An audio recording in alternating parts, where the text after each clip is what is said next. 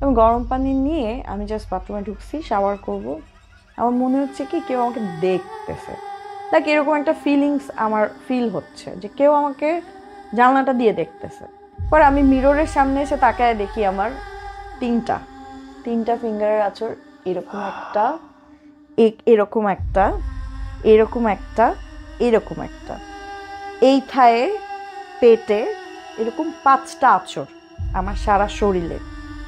দেখে আমি চিল্লানি দিয়ে উঠছে, আমার হাজবেন্ড দৌড়ায় আসছে, এসে আমার সারা শরীরে এরকম আঁচড় দেখে, তাও লাল, মনে হচ্ছে কি যে এখন দেওয়া। রক্ত, হ্যাঁ রক্ত পড়বে, মানে রক্ত গড়ায় গড়ায় পড়বে এরকম। আমি দেখি তিনতলার, মানে আমাদের অ্যাপার্টমেন্টের তিনতলার বাম সাইডে একটা লোককে দেখলাম। আমি জাস্ট মানে সাডেনলি উপরে তাকাইতে যে দেখলাম, দেখে আবার ফোনটা টিপতে টিপতে আবার তাকায় দেখি কেউ নাই। আমি বললাম কেন, তিনতলায় তো দেখলাম মানুষ থাকে, তো তোমরা এইটা কেন কিনো নেই? পরে বলছো তিনতলাটা লক করা, তুমি দেখো নাই? আমি বলছি না, কিসের লক করা, আমি তো কিছুক্ষণ আগে একজনকে দেখছি। ও ও ও ও ও পরে বলতেছে যে ফাইজলামি করো আমার সাথে। আমি বলছি না, সিরিয়াসলি মিনময়, আমি কিছুক্ষণ আগে একজনকে দেখছি ওইখানে, জাস্ট এরকম করে সাডেনলি চলে গেল, হেঁটে ভেতরের দিকে গেল মনে হলো। ওরা বলছে আসো আমার সাথে, আমার হাজব্যান্ড একটু নাচর বান্দা, ওরা আসো আমার সাথে। উপরে উঠলাম, উঠে দেখি তিনতলাটা লক করা, বাইরে থেকে তালা দেওয়া, বড় বড় 2টা তালা দেওয়া। আমি না ভাইয়া পরের দিন থেকে শুনি, মানে অনেক রাত্রে 2-3টার সময় কে জানি বাথরুমে গোসল করে। ভাইয়া লিটারেলি আপনি বিলিভ করবেন না, এরকম সাউন্ড ঠিক আমাদের বেডের সাথে ইয়াটাতে, দেয়ালটাতে, অথচ ওইদিকে কোনো বাসা নেই। ওই আমার গায়ের লোম দাঁড়িয়ে গেছে। রাত্রে 2টা বাজতে পারে না, টেবিল টানে কে জানে, ঘ্যার ঘ্যার করে টেবিল টানতেছে, স্পষ্ট শুনতে পারি। জিন, ভূত বা অলৌকিক কিছু কি শুধু অশিক্ষিত মানুষের সাথে হয়, কিংবা শিক্ষার আলো বঞ্চিত গ্রামের অন্ধকার মানুষের সাথে হয়, নাকি একদম মানে সর্বোচ্চ পড়ালেখা করা জ্ঞানী মানুষের সাথে হতে পারে? আজকে স্টুডিওতে ডাক্তার আমরিন এবং আমার অনেক দিনের পরিচিত, ওনার সাথে অদ্ভুত কিছু ঘটনা ঘটছে। এবং আজকে এই এপিসোডটা আমি যাদের অপ্রাপ্তবয়স্ক আছে, মস্তিষ্কে গ্রহণ ক্ষমতা কম আছে, তাদের না দেখতে অনুরোধ করব। আর নিজের স্টোরিটা শেয়ার করতে চাইলে হোয়াটসঅ্যাপ দেখানো নম্বর বা ইমেলে আপনি ইমেল করে চলে আসতে পারেন। আমরিন, এই ঘটনাটা শুরু কখন থেকে? অ্যাকচুয়ালি ভাইয়া এটা শুরু হয় 2017 থেকে। হুম হুম আহ, আমার বেস্ট ফ্রেন্ডের সাথে আমার বিয়ে হয়, হুম অ্যান্ড লাইক খুব সাডেন তারা প্ল্যান করে আমাকে দেখতে আসবে। তো অগাস্টের 14, 14 লাইক আপনার 13-এর 12টার পরে বেসিক্যালি ওরা আমাকে দেখতে আসে আপনার 13-এর 10:30টার পরে, যেখানে ওদের সন্ধ্যায় আসার কথা ছিল। হুম তো আমার ফ্যামিলি একটু ডিস্টার্ব হয় যে এত রাত্রে তো আসলে মেয়ে দেখতে আসার কথা না। তো লাইক ওরা আসে, আমার কাবিনটা বেসিক্যালি আপনার 12টার পরেই হয়, 1:45টার দিকে আমার কাবিন হয়ে যায়। তো কাবিনের দিন ওদের ফ্যামিলি থেকে 13 থেকে 14 জন আসে। আমার হাজব্যান্ডের খালা আসে, মানে 3 থেকে 4 জন খালা আসে, আমার শাশুড়ি, ওর মামারা, মানে বাসার জুনিয়র যারা আছে লাইক আমার ননদরা বা দেবররা, ওরা কেউ আসেনি। হুম তো লাইক আমার কাবিন টাবিন শেষ, রাত 2-2:30টার দিকে তারা বাসায় ব্যাক করে। তো আমার ননদরা খুব মানে পাগলামি করছিল যে ভাইয়া আমরা এখনই চলে আসি, এখনই চলে আসি। তো ওই রাতের বেলায় ওদেরকে কেউ মানে আসার জন্য পারমিশন দেয় নাই। তো পরের দিন আমাকে বলা হয়েছে যে লাঞ্চে তাদের সাথে একটা মিটিংয়ের জন্য বাইরে।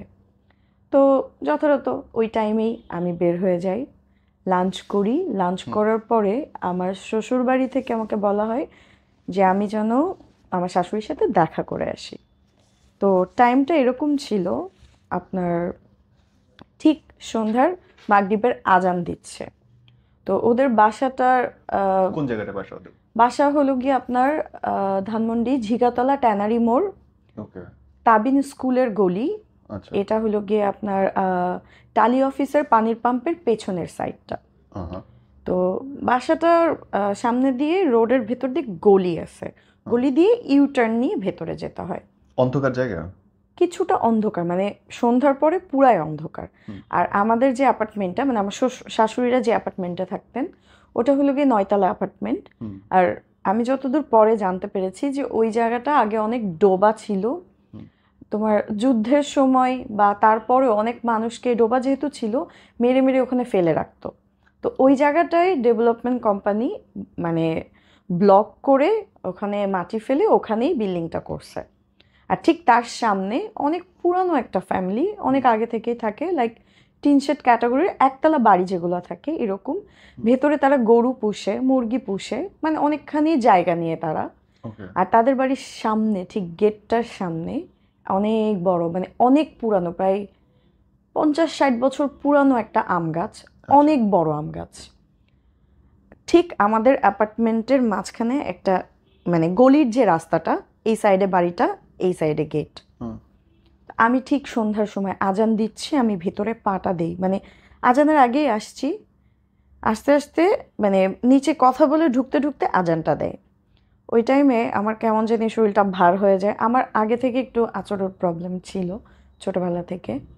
তো আমার হাজব্যান্ড আমাকে মানে ওঠার সময় বলতেছে, ওখানে তখনও লিফটের প্রসেসিং চলতেছে, লিফটটা আসলে লাগানো হয়নি।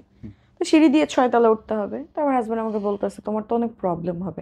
আমার হাজব্যান্ড আমার দিকে তাকায়ও নেই তখন, মানে ও উঠতেছে আস্তে আস্তে, আমি বলতেছে তুমি উঠো, আমার যেহেতু অ্যাজমার প্রবলেম আছে আমি আস্তে আস্তে উঠি। তো উঠে 3 তলা ক্রস করে 4 তলা যাওয়ার পর আমার হাজব্যান্ড আমার মুখের দিকে তাকায় পড়ছে, বলতেছে তুমি দয়া করে ফোনের দিকে তাকাও না, তুমি বাসায় আসো। তা আমি বলতেছে আমার খুব মাথা যন্ত্রণা করতেছে, আমি না তাকাইতে পারতেছি না, আমাকে একটু ধরো। তো আমাকে ধরে বাসায় নিয়ে যায়। তো ঢোকার পরে দেখলাম আমার শ্বশুর শাশুড়ি আমার দিকে তাকায় আছে, মানে এমনভাবে তাকায় আছে যে আমাকে মনে হয় প্রথমবার দেখলো, মানে আমাকে দেখে তার আগে তারা খুব, দেখা হয়েছে তোমাদের? হ্যাঁ ডেফিনেটলি, বাট তারা আমাকে দেখে খুব শকড। তো তারা জানে আমি আসবো। মজার ব্যাপারটা এইটা ভাইয়া, আমি কেন শকড হয়েছে সেটা বুঝলাম যখন আমি মুখ ধুতে মানে ওয়াশরুমে গেলাম, আমি নিজেকে দেখেই চিল্লানি দিয়ে উঠছি, বিকজ আমার পুরা চোখ ভাইয়া একদম অনেস্টলি, এটা কেউ বিশ্বাস করবে কিনা, যাদের সাথে হয়েছে একমাত্র তারা বুঝে, জাস্ট চোখের যে কর্নিয়াটা, এইটার কালার ছাড়া পুরা যে অ্যাকুয়াস হিউমারটা থাকে মানুষের চোখের, সাদা অংশটা পুরা লাল, একদম রক্তবর্ণ। আমি নিজে দেখে ভয় পেয়ে গেছি এবং চোখটা মনে হচ্ছে চারিপাশ দিয়ে এরকম ফুলে গেছে। তো আমি তো কান্নাকাটি, আমি মানে পাগলের মতো হয়ে গেছি, এরকম আমি কখনো দেখি নাই। তো আমার শাশুড়ি অনেক নামাজি কালামি, উনি আমাকে বলতেছে, উনি আমাকে তুই করে বলতো, যেহেতু আমার বেস্ট ফ্রেন্ডের সাথে আমার বিয়ে হয়েছে, উনি আমাকে অনেক আদর করতো। উনি আমাকে বলছে তুই আয়, একটু উঁচু করে আয় আমার সাথে, যেহেতু নামাজ পড়তে পারবি না, বাইরে থেকে আসছিস, আমি নামাজ পড়বো, কোরআন শরীফ পড়বো, আমার পাশে একটু বসবি। তো উনি পড়ে আমাকে কি কি জানি ফু দিয়ে দিল। তো ফু দেওয়ার পরে দেখলাম যে শরীরটা যেরকম একটু ম্যাচ ম্যাচ করতেছিল, মাথার পেছনটা পুরা ভার হয়েছিল। তো ওই জিনিসটা আস্তে করে কেটে গেল, কিন্তু আমি তাকাইতে পারতেছি না। তখনও চোখ ব্যথা এবং ভাইয়া আমার 2-3 ঘন্টার ভেতরে চোখটা ছোট হয়ে গেছে, লাইক চোখের আমি পাপড়ি উঠাইতে পারতেছি না। মানে থাকে না চোখের অনেক প্রবলেম হইলে তোমার ক্যাতর আসে বা চোখটা লাল হয়ে যায়, বন্ধ হয়ে যায়, এরকম হয়ে গেছে আমার চোখটা। আমি ভাবলাম যে সাডেন কোনো ইনফেকশন, বাট ইনফেকশন হওয়ার মতো কোনো কিছু তো সারাদিনে হয়নি। তো আমি একটু ভয়ই পাইলাম। তো আমার শাশুড়ি আমার মার সাথে কথা বললো, যেহেতু মাত্র আগের দিন রাত্রে বিয়ে হয়েছে, আমার ফ্যামিলি রাজিই না আমাকে এই বাসায় থাকতে দিতে, যেহেতু অফিসিয়ালি কেউ এখনো জানে না। তো তারপরও আমার শাশুড়ির রিকোয়েস্টে আর ভিডিও কলে কথা বলে তো আমার মাই কান্নাকাটি, পরে বলে আচ্ছা ঠিক আছে তুমি থাকো, ওখান থেকে বের হও না, একটু সুস্থ হও তারপরে বের হও। তো 7 days আমার চোখটা ওরকম ছিল। তারপরে নো, ইভেন আমাকে 15 নম্বরের মাথায় একটা আই হসপিটাল আছে, premium eye hospital or something নেমটা, ওখানে থেকে ডক্টর দেখায় ড্রপ সহ সব কিছু এনে দিছে, বাট কোনো চেঞ্জ হয়নি। 7 days মাথায় যখন মানে দেখতেছে যে আমার চোখটা একেবারে খুলতেই পারতেছে না এমন অবস্থা, মানে গরম পানি দিয়ে আমি তুলো ভিজিয়ে ভিজিয়ে পরিষ্কার করতাম, তাও চোখটা খুলতে পারতাম না, এরকম আঠার মতো লেগে থাকতো। তো পরে একজন হুজুরের কাছ থেকে পানি পড়া আর ইয়া এনে দিলে তেল ইউজ করতে দিল আমাকে, সরিষার তেল। ওইটা 2 দিন ইউজ করার পরে আলহামদুলিল্লাহ আমার চোখটা ঠিক হয়ে গেছে। এখন শুরু হইলো মেন প্রবলেম। মানে এটা প্রবলেম না, না এটা প্রবলেম না, এটা এর জাস্ট, উপরে মেইন প্রবলেম আছে। হ্যাঁ এটা জাস্ট যতদূর আমি পরে জানতে পারছি এটা জাস্ট একটা নজর, ওকে। যে সে আমার দিকে একটা নজর দিল। আচ্ছা, সেকেন্ড, আমি তো ভয়তে 9 দিনের মাথায় বাসায় চলে আসছি। আমি আর ওই বাসায় যাবই না। আমি তো কান্নাকাটি যে ওই বাসায় যদি ওরা থাকে, ওরা মাত্র 3 মাস আগে মানে ওই অ্যাপার্টমেন্টে ফ্ল্যাট কিনছে, পাশাপাশি 2টা ফ্ল্যাট। এই পাশের ফ্ল্যাটে থাকে আমার মামি শাশুড়ি, ওনার হাজবেন্ড নেই, উনি ওনার ছোট্ট একটা মেয়েকে নিয়ে থাকে, মেয়ে ক্লাস 4-এ পড়ে তখন। আর এই পাশের ফ্ল্যাটটাতে আমার শ্বশুরবাড়ির মানুষজন। তো লাইক আমাকে উঠায় নেওয়ার প্রসেসিং হবে। তো যেহেতু তারা এসে আমাকে এঙ্গেজমেন্টের একটা প্রসেসিং করে গেছে, কাবিন হইল সাডেন, তো ছেলের ফ্যামিলিতেও যেতে হবে, আমার ফ্যামিলির কোনো মুরব্বীরা যাবে, ছেলেকে আংটি দিবে, ঘড়ি দিবে, মানে ওদের বাসায় বসে একটা মিটিং হবে যে প্রোগ্রামের প্রসেসিংটা কবে হবে। তো এইটার জন্য যখন কথাবার্তা হচ্ছে তখন আমার ননদরা ওরা আমাকে অনেক ভালোবাসে। বেসিক্যালি আমার হাজব্যান্ড সিঙ্গেল, ওর কোনো ভাই বোন নেই। তোর আমার ননদ দেবর বলতে গেলে হলো গিয়ে ওর নানু বাড়ির ফ্যামিলির কাজিন যারা, ওরা অনেক ভালো, ওরা মানে লাইক আমাকে অনেক পছন্দ করে। তো ওরা খুব ক্রেজি যে ভাইয়ার বিয়ে সবচেয়ে বড় আমার হাজব্যান্ড, তো ভাইয়ার বিয়ে আমরা সব মজা করব, শপিং করব, ভাবি যদি দূরে থাকে কিভাবে হয়। তো আমি 3-4 দিনের জন্য আমি এবার প্রিপারেশন নিয়ে গেছি। আর যাওয়ার সময় আমি এমন ভয় পাইছি, আমি একেবারে গেছি সকালবেলায়, মাথার কাপড় টুপড় এরকম প্যাঁচাই একেবারে। আর তখন ভাই আমার চুল অনেক বড় ছিল কোমরের নিচে, তো লাইক ওইভাবে গেছি যে না আমি বিকালের আগে তো বেরই হব না, আমার ক্লাস থাকতো। আমি তখন মাত্র 3rd ইয়ারে উঠছি, আমার ক্লাস থাকতো, বাট আমি ট্রাই করতাম 3টা থেকে 4টা। অনেক সময় দেখা যেত অ্যানাটমি ক্লাসটা অনেক দেরি করে হয়, বাসায় আস্তে আস্তে সন্ধ্যা হয়ে যেত। ওই দিন আমি ওদের বাসায় যাইতাম না, ওই দিন আমি আমাদের বাসায় চলে যেতাম। তো লাইক আপনার এর ভিতরে একটা জিনিস বলি, আমি বড় হয়েছি আপনার 27 নম্বরে। আপনার আমার বাবা জব করতেন আপনার ন্যান যে ফ্ল্যাটগুলো, ওইটার পেছনে একটা এরিয়া আছে আপনার পাট গবেষণা ইনস্টিটিউট, ওইটার অ্যাসিস্ট্যান্ট ডিরেক্টর ছিলেন আমার বাবা। তো আমার বড় হওয়াটা ক্লাস 6-এর পরের থেকে ওই এরিয়াতে। তো ওই এরিয়াতে, হ্যাঁ ওই এরিয়াতে যে গেছে সে সবাই জানে যে অনেক গাছপালা, মানে খুব সুন্দর একটা পরিবেশ। তো ওখানে কখনো আমার এই ধরনের প্রবলেম হয়নি। আমি রাত 12টার সময় বাসায় ঢুকছি, কখন আমি এই ধরনের কিছু ফেস করিনি। বাট ওদের বাসাটায় এরকম একটা মানে কেমন একটা ভুতুড়ে পরিবেশ, আপনার যখনই ঢুকবেন কেমন একটা অন্ধকারাচ্ছন্ন, ঠিক 5টার পরের থেকে নিজেরই ভয় লেগে যায়। তা আমি ওর বাসায় যাই না। একদিন দেখি কি 3 তালা ওদের অ্যাপার্টমেন্টের নিচে আমি এসে দাঁড়ায় আছি দুপুরবেলায়, আমার হাজব্যান্ডকে ফোন দিচ্ছি যে আমি ক্লাস করে আসছি, তুমি শুধু আমার একটা মানে ব্যাগ নিয়ে নামবা, আমি বের হয়ে যাব বাইরে, আমরা খাবো করব। তো ও বলতেছে যে আচ্ছা তুমি দাঁড়াও। আমি দেখি 3 তলার মানে আমাদের অ্যাপার্টমেন্টের 3 তলার বাম সাইডে একটা লোককে দেখলাম। আমি জাস্ট মানে সাডেনলি উপরে তাকাইতে যে দেখলাম, দেখে আবার ফোনটা টিপতে টিপতে আবার তাকায় দেখি কেউ নাই। তো আমার হাজব্যান্ড আমার পর আমি জিজ্ঞেস করছে আচ্ছা এই 3 তলাটা তো অনেক সুন্দর, তোমার আম্মুর পায়ের প্রবলেম, তোমরা 6 তলা নিছো কেন, 3 তলা নিতা। পরে আমাকে বলতেছে 3 তলা সুন্দর মানে? আমি বললাম কেন, 3 তলায় তো দেখলাম মানুষ থাকে, তো তোমরা এইটা কেন কিনো নেই? পরে বলতেছে 3 তলাটা লক করা, তুমি দেখো নাই? আমি বলছি না কিসের লক করা, আমি তো কিছুক্ষণ আগে একজনকে দেখছি। পরে বলতেছে যে ফাইজলামি করো আমার সাথে। আমি বলছি না সিরিয়াসলি মিনময়, আমি কিছুক্ষণ আগে একজনকে দেখছি ওইখানে, জাস্ট এরকম করে সাডেনলি চলে গেল, হেঁটে ভেতরের দিকে গেল মনে হইলো। ওরা বলছে আসো আমার সাথে। আমার হাজব্যান্ড একটু নাচর বান্দা, ওরা আসো আমার সাথে। উপরে উঠলাম, উঠে দেখি 3 তালাটা লক করা, বাইরে থেকে তালা দেওয়া, বড় বড় 2টা তালা দেওয়া। এই পাশে যারা থাকে ওই ল্যান্ড ওনারের মানে আত্মীয় স্বজন, ওনাদেরই 4টা থেকে 5টা ফ্ল্যাট ওইখানে। তো ওনাকে নক করলাম, নক করার পরে ওনার ছোটো মেয়ে বের হয়ে এসে বললো হ্যাঁ ভাবি বলেন। তো বললাম এই বাসায় কে থাকে? বলে এটা তো ভাড়া হয় না। বলছে মানে? বলে সিরিয়াসলি এটা ভাড়া হয় না, এবার আমার হাজবেন্ড একটু মজা নিচ্ছে, আমার বউ ভয় পাইছে। কিন্তু বলতেছে- ঘটনা তো আসলেই ঘটছে। এক্স্যাক্টলি। পরে আমাকে বলতেছে সিরিয়াসলি তুমি কাউকে দেখছো? আমি কান্না করে দিছি লিটারেলি, আমি সিরিয়াসলি আমি কাউকে দেখছি। কিরকম ছিল ইভেন লোকটা?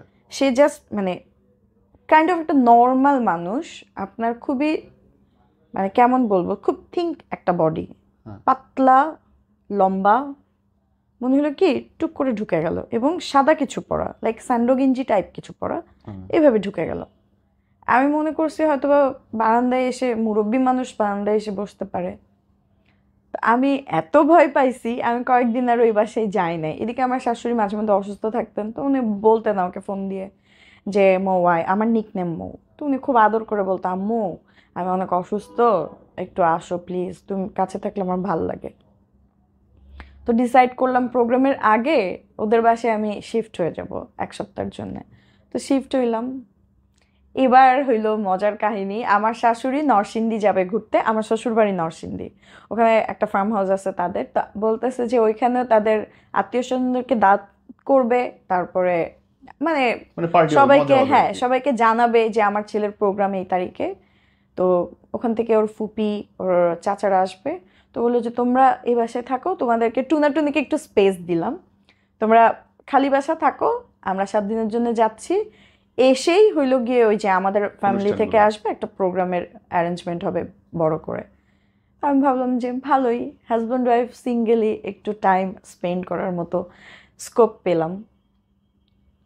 আমার শাশুড়িরা যেদিন চলে গেল, রাতটা গেল, আমি না ভাইয়া পরের দিন থেকে শুনি মানে অনেক রাত্রে 2-3টার সময় কে জানি বাথরুমে গোসল করে। জামাই কই তখন? আমার জামাই বেসিক্যালি মিউজিশিয়ান, গিটার প্লে করে, বারান্দায় বসে বসে গিটার প্লে করতেছে। আমি শুনতেছি বাথরুমে কেউ শাওয়ার করতেছে। আমি বলি কি আমাদের বাথরুমে? আমি যে আগে দরজা খুলছি, তো আমার বেডরুমের সাথে একদম দরজার সাথে আমাদের ওয়াশরুমটা। আর আমার শাশুড়ি আম্মা যেহেতু অসুস্থ মানুষ, উনাকে আমরা ওই রুমটা দিছি যেটার সাথে অ্যাটাচড ওয়াশরুম। ওই ওয়াশরুমে যে দেখলাম কোনো প্রবলেম নেই। বললাম শাওয়ার করে কে এত রাত্রে, তাও শীতের সময় ভাইয়া, অগাস্ট মাস। আমি তো তখন অনেক চিকন পাতলা ছিলাম। একবার এই বারান্দায় এসে, কর্নারের এই সাইডে বড় বারান্দা, এই পাশে এসে শুনি মনে হয় কি আমার রুমের এই সাইডে কেউ শাওয়ার করে। আবার এই পাশে আসি যখন মনে হয় ওই দিক দিয়ে আওয়াজটা আসতেছে। তো আমার হাজব্যান্ডকে মানে এত বুঝাইতেছি, ও তো বিজি, ও মিউজিক প্লে করতেছে। তো ওটা ধাক্কা দিছে এবার একটা, কি হয়েছে? তুমি কি কিছু শুনো না? বলে কি শুনবো? আমি তুমি সিরিয়াসলি কিছু শুনতে পাচ্ছ না? ভাইয়া লিটারেলি আপনি বিলিভ করবেন না, এরকম সাউন্ড ঠিক আমাদের বেডের সাথে ইয়াটাতে, দেয়ালটাতে, অথচ ওইদিকে কোনো বাসা নেই। ওই আমার গায়ের লোম দাঁড়িয়ে গেছে। ওদিকে কোনো বাসা নাই, কোনো দাঁড়ানোর স্পেস নাই, মানে খুব জোরে জোরে দুটো দুটো করে নক, দুটো দুটো করে নক। আর আস্তে আস্তে ওই 7 days আমার মনে হয়েছে যে ইটস লাইক আ হেল, আমি এই বাসায় থাকতে পারবো না। শাওয়ারের প্রবলেম গেল। শাওয়ার কি একদিনই না বারে বারে হয়েছে? না এরকম হয়, সামটাইমস হয়। উপরের মানে 7 তলাটা একেবারে টাইলসও না, মানে কোনো কোনো কাজ করা হয়নি, জাস্ট অ্যাপার্টমেন্টটা উঠাইছে, উপরে 6 ফ্লোর পর্যন্ত কমপ্লিট করা, উপরে পুরা খালি, মানে ঢালাই পর্যন্ত হয় নাই, এরকম একটা অবস্থা। সিমেন্ট দিয়ে যে ঢালাই করে না ভাইয়া, তারপরে তো মেঝের ডেকোরেশন করে বা টাইলস বসায়, ওই রকম একদম ইয়া অবস্থা। একটা জাস্ট মনে হয় টেবিল মতো আছে, ওই যে কাজ করে যখন উপরের, এটার জন্য রাখা। রাত্রে 2টা বাজতে পারে না, টেবিল টানে কে জানে, ঘ্যার ঘ্যার করে টেবিল টানতেছে, স্পষ্ট শুনতে পারি। টিভি দেখতেছে, দুইজনে মুভি দেখতেছে, যেহেতু দুইজনে ছাড়া কেউ নেই, টুনাটুনি ওরকম রান্না করারও ইয়া নেই, বাইরে থেকে অর্ডার দিয়ে আমরা খাচ্ছি, কে জানি টেবিল টানে। আচ্ছা, একদিন আমার হাজব্যান্ড বলতেছে কি আর সম্ভব না, এবার উপরে যাইতেই হবে। মশলা বাটে উপরে, রাত্রেবেলায়। এটা কি ধরনের আওয়াজ? এখন আমার তো ভয় লাগে, কিন্তু আমি আমি যদি আমার হাজবেন্ডকে বুঝাই দিই আমি ভয় পাচ্ছি, ও আমাকে আরো ভয় দিবে। মজা নিবে। হ্যাঁ, এই জন্য আমি আর কিছু বলি না। আমি বলছি, আচ্ছা বাদ দাও, লিভ ইট, এগুলো বুঝতে হয় না, যে আছে থাকুক। আমার হাজব্যান্ড একদিন চেতে গেছে যে এত জোরে জোরে টেবিল, মানে ওর পরের দিন একটা শো ছিল ভাইয়া, ও তো আন্ডারগ্রাউন্ড মিউজিক করে, তো লাস্ট প্রোগ্রামের আগে ও জ্যামিং করতেছে বাসায়, কিন্তু কোনোভাবে উপর থেকে গেড়ে গেড়ে গেড়ে গেড়ে করে টানতেছে। এখন বলতেছে যে আমি উপরে যে এখন দেখবো তুমি কি আমার সাথে আসবে কিনা। এখন আমি ভয় পেয়ে গেছি, আমি বলছি না আমি যাবো না। পরে পাশের বাসা থেকে আমার মামি শাশুড়িকে ডাক দিছে যে মামি আসো তো, চলো তো উপরে যাই। মামি বলতেছে মিনময় উপরে যাস না এত রাত্রে, উপরে কিন্তু 2টা ফ্লোর একেবারে ডেকোরেশন ছাড়া, তার উপরে ছাদ, কিছুই হয় নাই, এগুলো খোলা, মানে লকার পর্যন্ত লাগানো হয় নাই, লকারের জায়গাটা এরকম গোল খোলা, জাস্ট একটা কাঠের মতো দরজা লাগানো নর্মালি। তো ও গেছে সাহস করে, ওর বোনটাও গেছে পিচ্চিটা, ও অনেক সাহসী, দাদা চলো দেখি কি। ভাবি শুধুই ভয় পায়। তো লাইট টাইট দিয়ে ওরা অনেক লাইট টাইট নিয়ে গেছে, কিছুই দেখে নাই। ইভেন টেবিল একদম কর্নারে বারান্দার রুমের সাথে ফেলানো, টেবিলের এক পায়া ভাঙা। আচ্ছা, এবার আমার মনের ভিতরে ভয় ঢুকছে যে আসলেই কি কিছু থাকে উপরে। আমার হাজবেন্ড চুপচাপ আসলো, আসার পরে সারা ঘরের লাইট জ্বালাই দিছে। মানে ও খুব সাহসী, বাট যখন ভয় পায় তখন সে অনেক ভয় পায়।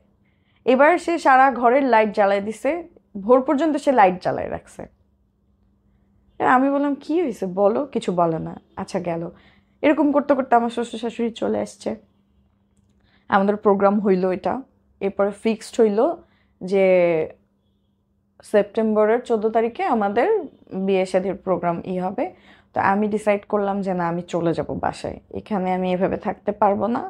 আমার শাশুড়ি বারবার আস্ক করে কি হয়েছে মা কি হয়েছে, আমি বলতে নারাজ, কারণ আমি এগুলা যে একমাত্র আমার মাকে বলবো। আমার মা অনেক ফরেস্টগার, ওনাদের ফ্যামিলিতে লাইক আমার আম্মুর দাদির ঘাড়ে জিন ছিল, ওটা রিপ্লেস করে আমার মেছো খালার ঘাড়ে আসছে, মানে ভালো জিন আর কি। তো লাইক অনেক কিছু ওনারা আগে থেকে বলে দিতে পারতেন।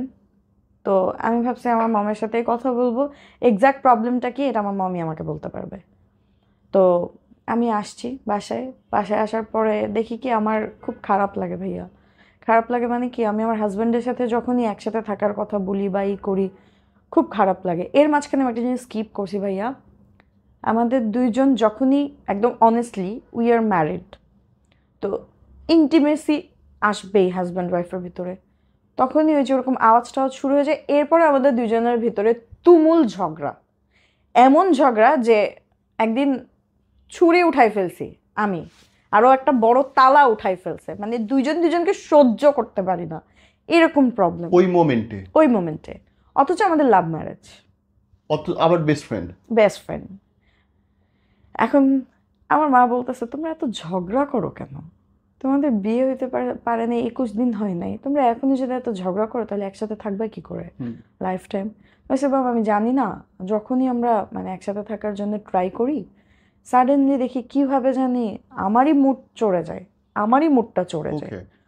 দেখা যায় ওকে কিছু বললে ও কেমন জানি রিয়্যাক্ট করে ওঠে, আর মনে হয় কি যে আমার কথাগুলো ওর গায়ে ফোসকার মতো লাগে, মানে সহ্যই করতে পারতেছে না। তো খুব স্বাভাবিক দুজনের ভিতরে ফাইট হয়ে যায়। ও এর ভিতরে একদিন শ্বশুর শাশুড়ি ছিল না, রাতে ঘুমের ভিতরে আমার গলা টিপে ধরছে, আমি এই সাইডে হয়ে শুই ও সাইডে হয়ে শুই, ফর নো রিজন। আমি এই পাশে ঘুরে ওকে জড়ায় ধরছি, ও আমার থেকে অনেকখানি লম্বা, তো ও ঘুরে মানে ওর দাঁত মুখ খিচা দিতেছে, মনে হয় যে দাঁত মুখ এরকম লেগে আছে, ও আমার গলাটা এভাবে টিপে ধরছে। আমি বারবার এরকম করতেছি মিনময় ছাড়ো ছাড়ো ছাড়ো, ছাড়ে না। পরে আমি মনে মনে আয়তাল করছি, পড়া শুরু করছি যে অ্যাটলিস্ট আল্লাহ যদি ছেড়ে দেয়। পরে ছেড়ে দেওয়ার পর দেখি এরকম কয়েকবার এরকম ঝাড়া দিল, এরপরে আমি ওরে ইচ্ছা মতো গুতায় গুতায় ঘুম থেকে উঠাইছি। এই কত বড় সাহস, মানে তখন ওই ফ্রেন্ডলি যে বিহেভিয়ারটা ওইটা চলে এসছে যে তোর আজকে মাইরাই ফেলাবো, তুই আমার মারলি কেন। আমার গলায় দাগ পড়ে গেছিলো, দুই আঙ্গুলের দাগ এইখানে। তো বলছে কি হয়েছে, ও আমাকে আবার আদর করে মাহি ডাকতো, এটা ওর ডাক নাম। কি হয়েছে মাহি, এত রাত্রে তুমি আমার এরকম করে গুতাইতেছো কেন, মারতেছো কেন আমাকে বালিশ দিয়ে। পরে আমি বললাম তুমি তো আমার গলায় দেখো কি করছো।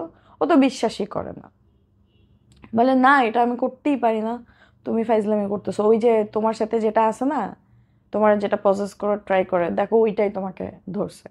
তো বাসায় এসে আম্মুকে দেখাইছে দাগ ছিল। আম্মু বলতেছে আচ্ছা দাঁড়াও তোমার শরীরটা আমি বন্ধ করে দেওয়ার ট্রাই করতেছি।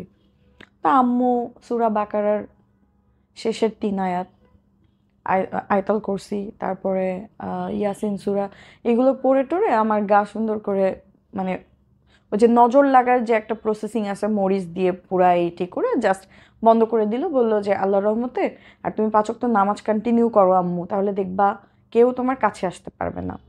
তো অলওয়েজ ভাই আমি একটু ফাঙ্কি হইলো, যেহেতু আগে মডেলিং করতাম টুকটাক, আমি আয়তাল কুরসি অলওয়েজ পড়ি, এটা আমার মুখে সবসময় থাকে। তো আয়তাল কুরসিটা 3 কুল 4 কুল আমি সবসময় পড়ি, এটা আমার নিজের সেফটির জন্য আমি অলওয়েজ পড়ি, যেহেতু আমার আঁচড়ের প্রবলেম ছোটবেলা থেকে টুকটাক আছে। তো প্রোগ্রামের আগে আমার হলুদ যেদিন হবে তার 2-4 দিন আগে আমি গেলাম ওদের বাসায়। তো আমার ঠিক হলুদ যেদিন ভাইয়া ওই দিন, মানে পরের দিন আমার হলুদ, আগের দিন রাত্রেবেলায় আমার হাজব্যান্ড জ্যামিং করতেছে। তো আমি ওর বলতেছি যে এটা বন্ধ করো, কালকে তো আমার অনেক ঘন্টা, যেহেতু খুব ভালো করে জানো যে বউকে সাজাইতে পার্লারে অনেক ঘন্টা টাইম নেই, তো আমি বলতেছি যে আমার কালকে সারাদিন অনেক হ্যাট্রিক যাবে, তুমি প্লিজ হ্যাঁ আমাকে একটু ঘুমাইতে দাও, কারণ আমার সেই সকালবেলায় উঠে পার্লারে চলে যেতে হবে 10টার ভিতরে। আমার জামাই কোনোভাবেই আমার কথা কানে নিচ্ছে না, পরে আমার না রাগ হয়ে গেছে। তো ওই যে গিটারের তার ও হইলোকে টাইট করতেছিল, তো আমি ওই বক্সটা ধরে নিচে ফেলে দিছি ইচ্ছা করে। আমার জামাই আমার দিকে এমন একটা লুকস দিয়ে উঠছে, আমি ভয় পেয়ে গেছি, এরকম লুকসও দেয় না, মানে কেমন ভাবে জানি তাকায় পড়ছে। আর আমি ভয় পেয়ে আমি রুমের থেকে একটা পিলো নিয়ে আমি সোফায় যেয়ে শুয়ে পড়ছি। আচ্ছা ধর তোর রুমেই থাকবো না আজকে। সোফায় শুয়ে পড়ছি, 10 মিনিট পরেও এসে আমার হাত ধরে টানতেছে আসো। আমি যে কোথায় যাবো, যাবো না আমি, তুমি আমাকে ঘুমাইতে দিচ্ছ না, 3:30 4টা বাজে, আমি তো কালকে অনেক কষ্ট হবে সারাদিন। পরে বলতেছে না আসো আমার সাথে আসো। আমি বলছি না আমি যাবো না। পরে এক কথায় 2 কথায় ও আমাকে ঠাস করে, মানে কোনো কথাই না, ও আমাকে ঠাস করে চড় মেরে বসছে। এখন এত জোরে মারছে ভাইয়া 3টা আঙ্গুল বসে গেছে গালে। মানে আমি আসলে কি এত জোরে মারছে ভাইয়া, মানে ওর স্বাভাবিক এত জোর শরীর থাকার কথা না। আমি না ক্যাত ক্যাত করে কান্না করে দিছি, মানে ব্যথায় আমি কান্না করে দিছি যে তুমি এত জোরে তোমার বউকে, তোমার রিসেন্ট সদ্য বউ যে তাকে তুমি মারতে পারলা ঠিক প্রোগ্রামের আগের দিন, এটা তুমি কিভাবে পারলা। ওর বাবা মা উঠে গেছে, মানে আমার কান্নার চিল্লানিতে ওরা উঠে গেছে। উঠে সে আমার শ্বশুর বলতেছে কি হয়েছে মা, কি হয়েছে, আমার শ্বশুর আমাকে অনেক ভালোবাসে, বলছে কি হয়েছে মা, কি হয়েছে। পরে চেহারার উপরে তো 3টা আঙ্গুল দেখতেই পারতেছে। আমার শাশুড়ি বলতেছে মিনমা এটা তোর উচিত হয় নাই, কালকে ওর হোল ফ্যামিলি আসবে। বলতেছে আমি যাই না, ওর কথায় আমার কেন এত রাগ হয়ে গেছে, সহ্য করতে পারতেছিলাম না, কষে দিছি, মানে ও বলতেছে কথাটা যে কষে দিছি একটা গালের উপরে। পরে ওর মা ওরা কিছুক্ষণ ওই রুমে নিয়ে যে বকাবকি করলো। আমার শ্বশুর একটা বরফের বের করে বললো মা এটা বাটিটা এখানে ধর। পরে আমার শাশুড়ি আম্মা আমাকে নিয়ে তার রুমে শুয়াইছে। গেল সকালবেলা উঠে আমি ওর সাথে আর কথা বলি না, ও ঘুমাইছিল। আমি 10টার ভিতরে পার্লারে চলে গেছি। সারাদিন গেল, হলুদের প্রোগ্রাম হইল। তো ওরা বেসিক্যালি যেহেতু একটু নাচানাচি করবে ননদরা, তো আমাকে বলছে যে আমার ফ্যামিলি 10:30 11টার ভিতরে প্যাক আপ করে চলে গেছে, সবাই নামাজি কালামি ফজরের নামাজ পড়তে হবে। তো সবাই মুভ করছে। এখন আমার প্যারেন্টস হলুদের দিন আমাকে চায় নাই বাইরে কোথাও থাকতে দিতে, বিকজ হলুদের একটা ব্যাড ইফেক্ট থাকে। হ্যাঁ, তো আমার মা বারবার বলছে যে যত রাতই হোক গাড়ি দিয়ে ওকে আমাদের বাসায় নামাই দিও। তো ওরা রাজি হয় না, ওরা আর এটা 3টা পর্যন্ত, মানে ওরা একটু ড্রিঙ্কস করছে, একটু মজা করছে, একটু নাচা বিয়ে বাড়িতে যাওয়া। হ্যাঁ, এরপরে আমাকে নিয়ে গেছে ওদের বাসায়। ঠিক ওই দিন আমি শাওয়ার করতে ঢুকবো, কারণ অত রাত্রে আমার এত মেকআপ উঠাইতে গেলে আমার ওয়াশরুমেই থাকতে হবে। আমার শ্বশুর আব্বা আমাকে ওই যে নেলস গুলা উঠানোর জন্য গরম পানি করে দিছে, খুব আদর করে, আমাকে খুব আদর করে উনি সবসময়। তো ক্লিপ পর্যন্ত আমার হাজবেন্ড না, আমার শাশুড়ি না, আমার শ্বশুর আব্বা খুলে দিছে যে মা এগুলা আমি খুলে দিচ্ছি, আমি গরম পানি করে দিচ্ছি, যেহেতু উইন্টার তখন সদ্য আসে, তো তুই গরম পানি দিয়েই গোসল কর, ঠান্ডা লাগানো যাবে না, কালকে আবার তোর সারাদিন অনেক ঝামেলা যাবে। তো আমি গরম পানি নিয়ে আমি জাস্ট বাথরুমে ঢুকছি শাওয়ার করব। আমার মনে হচ্ছে কি কেউ আমাকে দেখতেছে, লাইক এরকম একটা ফিলিংস আমার ফিল হচ্ছে যে কেউ আমাকে জানলাটা দিয়ে দেখতেছে। আমি অনেক মানে আমি ওই দিকে তাকাই না, দাঁড়ায় আছি। 1 ঘন্টা পার হয়ে গেছে। আমি শ্যাম্পু করতে নিয়েছিলাম ফার্স্টে, তো শ্যাম্পু করতে করতে আমি ওইদিকে তাকায় আছি, ওইভাবে দাঁড়ায় ওইভাবে দাঁড়ায় আছি। শীতে আমার গা হাত পা মানে সেন্স নেই, কোনো সেন্স নেই। কোনো সেন্স নেই। আমি ওইদিকে তাকায় দাঁড়ায় আছি। পরে আমার অনেকক্ষণ হয়ে গেছে, আমার হাজব্যান্ড এসে দরজা নক করতেছে, এই 1 ঘন্টা ধরে বাথরুমে কি? কালকে তো জ্বর বাঁধাবি, তারপরে তার প্রোগ্রাম হবে না। মানে ও ঘুমাবে, আমি না আসলে তো ঘুমাতে পারবে না, এই জন্য ও আমাকে বারবার নক করতেছে। পরে আমি দরজাটা খুলছি, বলতেছে তুমি এখনো ফ্রেশ হও না, তোমার মুখে এখনো তো মেকআপ আছে, মানে ভালো করে ওয়াশ করো। আমি বলছি মিনময় কে জানি আমাকে দেখতেছে মনে হয়। তো বলছে তুমি আবার শুরু করছো? আমি বলছি শুরু করছি না, আমার মনে হচ্ছে ওখান দিয়ে কেউ আমার দিকে তাকায় আছে। মানে 6 তলার উপরে ভাইয়া, পেছনে কিছু নাই, কে দাঁড়ায় দেখতেছে আমাকে? বাথরুমের জানলা মানে দিয়ে। আমি ফিল করতেছি লিটারেলি ওখান থেকে কেউ আমাকে দেখতেছে। আমি আমি আমার হাজব্যান্ডকে বললাম তুমি একটু দাঁড়াবা, বাবা মা কি ঘুম? বলছে হ্যাঁ ঘুম। আচ্ছা তুমি একটু দাঁড়াবা, তোমার দাঁড়ানো লাগবে না, তুমি আমি দরজাটা একটু এরকম খালি করে রাখি, তুমি সোফায় বসো এখানে। এতখানি ডিস্টেন্স সোফায়, অ্যাটলিস্ট কিছু হইলে তো আমি ওকে বুঝবো।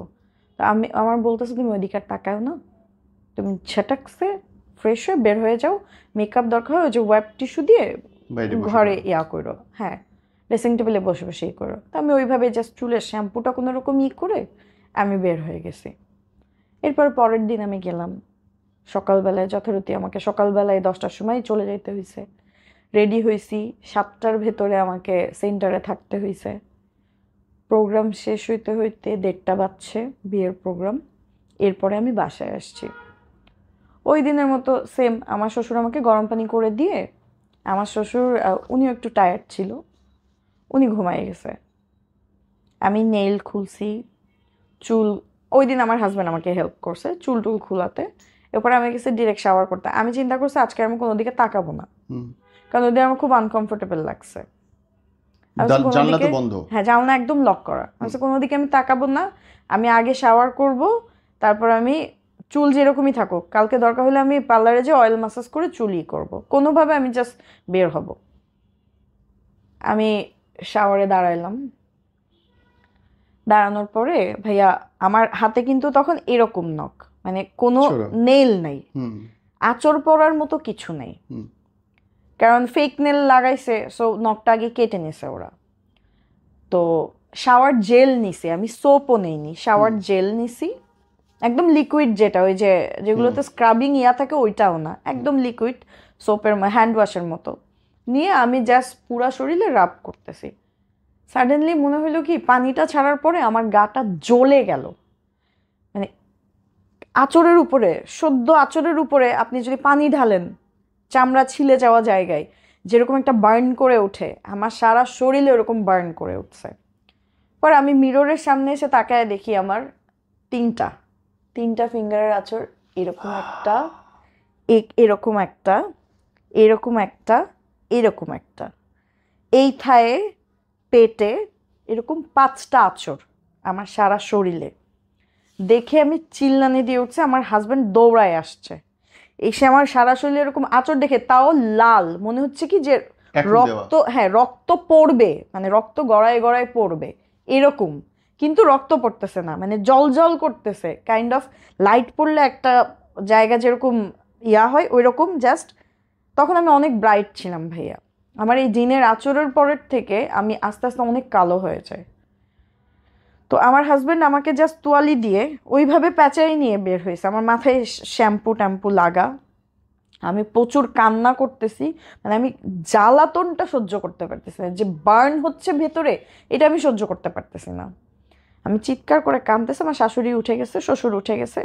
তো বলতেছে কি হয়েছে ওর? পরে বলতেছে যে না, আম্মুকে ঢুকাই দিল রুমে। আম্মু দেখে তো সে নিজেই ভয় পেয়ে গেছে, বলতেছে আচ্ছা দাঁড়া। পরে সে কি কি জানি পড়লো তার রুমে, যে পড়ে এসে আমার ফু দিল।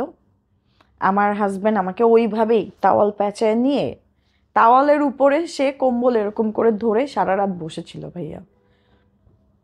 ফজরের আজান দেওয়ার আগ পর্যন্ত সারা রাত সে ওভাবেই বসেছিল আমাকে নিয়ে। সে এতটা ভয় পাইছে, আমি তো ভয় পাইতেছি শুনে। সে আমাকে ছাড়ে নেই। ইভেন ভাই এই দাগ 5.5 মাস আমার শরীরে ছিল, আঁচড়ের দাগটা। লাল দাগটা আস্তে আস্তে চলে গেছে, বাট থাকে না ওই যে ওই ইগুলো শুকানোর পর একটু কালচে কালচে দাগ, এই দাগটা 5.5 মাস আমার বডিতে ছিল। তো এরকম হওয়ার পরে আমার শরীর তো ভার হয়ে গেছে। পরের দিন এত খারাপ লাগতেছে। আমার মা আসছে, আমার বাবা আসছে, আমার বোনরা আসছে, নানু ছিল, মামিরা সবাই আসছে আমাকে তুমি তখন দেখতে। তোমার খালাকে জানাইছিলে যেটা হয়েছে? আমি আমার মাকে জানাইছি সকালে। তো আমার মা বলছে এমনি তো আসবো, পরের দিন নাস্তা নিয়ে আসে। তো বলছে আমরা এমনি তো সকালে নাস্তা নিয়ে আসবো, দেখতেছি দাঁড়াও। পরে এসে দেখে আমার মা ভয় পেয়ে গেছে যে এরকম তো হওয়ার কথা না সাডেনলি। আমি আরো কিছু সিমটমের কথা বলছি আগে থেকেই যে এরকম এরকম ফিল হয়। তো আমার মা বলতেছে কিছু একটা করা দরকার, কারণ এইভাবে চলতে থাকলে আমার মেয়ে তো পাগল হয়ে যাবে। আর আমার বিহেভিয়ারটা ভাই এরকম হয়ে গেছিল, আমার হাজবেন্ড আমার কাছে আসতে চাইলেই মনে হয় তারা খুন করে ফেলি। এই আচরের পরের থেকে শুরু হইলো মেইন প্রবলেম, যেটা এতদিন যা হচ্ছিল উপর দিয়ে। সাডেনলি আমি বারান্দায় যে সন্ধ্যার পরে বসে থাকতাম, কোন দিকে তাকায় আল্লাহই জানে। নামাজ পড়তে পারতাম না, উল্টা সিধা জিনিস খাইতে মন চাইতো। যেমন? যেমন আপনার এটা বললে মানুষ বিশ্বাস করবে না, আমাদের ওই যে কবুতর পুষতো, তো একদিন আমি কবুতরের টয়লেট এরকম করে নিয়ে জিভ বাইতেছি। অনেস্টলি ভাই আমার মনে হয়েছে কি ওটা অনেক টেস্টি, সিরিয়াসলি? সিরিয়াসলি। আরও এদিকে একটা প্রবলেম শুরু হয় ওই দিনের পরের থেকে, আমাদের কবুতর 3 জোড়া কবুতর হারাই গেছে। অথচ নেট করা ভিতরে পুরা বারান্দাটা, আমার বেডরুমের বারান্দাতে 2টা খাঁচা এরকম বড় করে 8 জোড়া কবুতর ছিল। কবুতর যেভাবে ডাকে ঠিক রিপ্লাই আসে, ওই যে আপনাকে বললাম না দেয়ালে এরকম রিপ্লাই, এটা আরো বেড়ে গেছে। আর মনে হতো কে জানি পেরেক পুঁতে আমাদের ইয়াটাতে, দেয়ালের মধ্যে? হ্যাঁ দেয়ালের ভিতরে পেরেক পুঁতে। এইটা আরো বেড়ে গেল। এই আচরের পরের দিন যেটা হয়েছে আমার সাথে ভাইয়া, আমি এদিকে ঘুরে শুয়ে আছি, আমার হাজব্যান্ড ওইদিকে ঘুরে শুয়ে আছে কোলবালিশ নিয়ে। আমার পায়ের সাথে কে জানি এরকম এরকম করে পা করতেছে, ঘষা দিতেছে। তো যেহেতু ওইরকম একটা কাহিনীর পর থেকে আমি ঘুমাইতে পারতাম না, ভয় পাইতাম অলওয়েজ। আমি আমার হাজব্যান্ডের পিঠের সাথে পিঠ লাগাই শুইতাম, যে একটু ভীতু ক্যাটাগরির আমি, যে কোনো কিছু যেন না হয় বা কোনো কিছু আমার কাছে যেন আসতে না পারে। সংস্পর্শে থাকলে অ্যাটলিস্ট আমি ওর টাচে আসছি, আমাকে যেন ধরতে না পারে। একদিন আমি বলতেছি কি রে এত ডিস্টার্ব করতেছো কেন, কি সমস্যা তোমার, দেখি ঘুরো তো। ওই দিক ঘুরে দেখি কি যে এতক্ষণ আমার পায়ের সাথে এরকম পা ঘেঁষা দিচ্ছিল। তা আমি বারবার আমার আমার শোয়ার সময় না ভাই আমি খুব ছিমছাম শুতে পছন্দ করি। মানে ওটা ওর পাই ছিল না? না, ওটা কারোর পাই ছিল না, মানে পায়ের সাথে এরকম ঘষাঘষি করতেছে। তো আমার শোয়ার মানে প্রসেসিংটা এরকম যে আমি একা শুইতে পছন্দ করি, কারোর সাথে গা ঘেঁষে বা কেউ গায়ে হাত দিয়ে শোয়া এটা আমার পছন্দ না। যত রোম্যান্স যা ঘুমের আগে, ঘুমানোর সময় আমার গায়ে টাচ করতে পারবে না। এটা আমি স্টিল নাও, আমার ছেলে আমার সাথে ঘুমায় না, সে তার বাবার কোলের ভিতরে ঘুমায়, আমি আমার মতো আমার পিলো নিয়ে আলাদা ঘুমাই ওকে। এক সাইডে। তো লাইক এরকম করতেছে, আমার রাগ হয়ে গেছে, কারণ আমি বলতেছি আমার মুড নাই, এরকম করো না মাহি। ঘুরে দেখি ওর পা একটা কোলবালিশের নিচে ওই দিকে ঘুরানো, আরেকটা কোলবালিশের উপরে উঠানো। তাহলে এতক্ষণ আমাকে কে গুতাইছে? আমি তো ভয় পেয়ে কম্বলে এরকম করে প্যাঁচায় নিয়ে বসছি, যে ওই যে আয়তাল করছি পড়তেছি, আমি আর মানে নড়তে পারি না, এরকম একটা ফিলিংস। তো এরকম কিছু মাস চললো। আমার শাশুড়ি আবার নরসিংদী যাবে, এখন আমি কান্নাকাটি করতেছি এবার আমাকে নিয়ে যাও, কাজ আমি একা এই ফ্ল্যাটে থাকবো না। তো বলতেছে যে কোনো প্রবলেম হবে না, আমি তো দোয়া কালাম পড়ে করে দিয়ে যাচ্ছি। আমি বলছি না এরকম করে আমাকে রেখে যাও না, আমি কিন্তু দম ফুটে মরে যাব মা। তো আমার শাশুড়ি বলতেছে আমার একটা মেয়ে দম ফুটে মরে গেলে কি হবে, আচ্ছা ঠিক আছে আমি তাহলে কাউকে ফোন দিয়ে বলে যাচ্ছি যে তোর সাথে থাকবে। তো আমার হাজবেন্ডের খুব ক্লোজ সো কল্ড কাজিন আর কি, দূরের সম্পর্ক, ওকে বাসায় রেখে গেছে, যে আমাদের দুইজনের গ্যাঞ্জাম হয়তো যেন না করে, আর মামিকে বলে গেছে যে ওদের দিকে খেয়াল রেখো। তো ও বাসায় আসছে, এখন আমরা 3জন। আমার হাজব্যান্ড বাইরে গেলে ও বাসায় থাকে, মানে আমি একা বাসায় থাকতেই পারি না ভাই, আমার মনে হয় কি বারান্দায় কেউ হাঁটে। এরকম ফিল হয় আমার। আমি এখন ওই বাসাটায় থাকতেই পারতেছি না। এরকম ফিল হয় যে আমার হাজবেন্ড যখন বাসায় থাকে না, সাপোজ নিচে সে যাইতেই পারে, আমি বাসায়, মনে হয় আমার বারান্দায় কেউ হাঁটে বা কেউ দাঁড়ায় আছে, থাই গ্লাস, আমার বারান্দাটা থাই গ্লাসে, মনে হয় যে কেউ এইভাবে তাকায় দেখে আমাকে। এই জন্য আমি আমার হাজবেন্ড বাসায় না থাকলে সোফার রুমে এসে টিভির রুমে বসি ফুল ভলিউম দিয়ে, মনে হয় যে বারান্দায় কেউ হাঁটে। এটাও থাই গ্লাস, ওইটাও থাই গ্লাস। এখন লকটা কিন্তু সাডেন খুলে যাইতে পারে, এবং লক খুললে টুক করে সাউন্ড হয়। এরকম সাউন্ড আমি কয়দিন শুনছি। শোনার পর আমি দরজা খুলে রেখে আমার বাসার মামির ঘরে যে বসে থাকছি ভয়তে। এখন এগুলো আসলে কাকে বুঝাবো ভাইয়া? সবাই বলে যে এগুলো টুকটাক সব জায়গায় থাকে, আর নতুন অ্যাপার্টমেন্ট এগুলো একটু প্রবলেম হয়। ফাইনালি তুমি কি একটু সমাধান হইলো? সমাধানটা ভাইয়া, এখন পর্যন্ত আমি অনেক কিছু সাফার করি, অনেক কিছু। এখনো এগুলো হচ্ছেই? এখন আমাকে ছুঁইতে পারে না, বাট ড্রিমের ভিতরে এসে খুব মানে ট্রাই করে আমাকে ডিস্টার্ব করার। লাইক ও বেসিক্যালি আমাকে ফার্স্টের দিন পছন্দ করছে। ওই যে অন্ধকারে ঢুকতেছিল। হ্যাঁ, মেইনলি যেটা পরে জানতে পারছি, আমার প্রেগনেন্সির সময় আমি জানতে পারছি, ওই বাসাটা আমরা যখন লিভ করি তারপরে আমার প্রেগনেন্সি কনসিভ করছে। তার এক পর্যন্ত হয়নি না, বাচ্চা? এর ভিতরে আমার দুটো বেবি কনসিভ করছে, বাট দুটোই নষ্ট হয়ে গেছে খেয়ে ফেলছে? সাডেনলি। হ্যাঁ,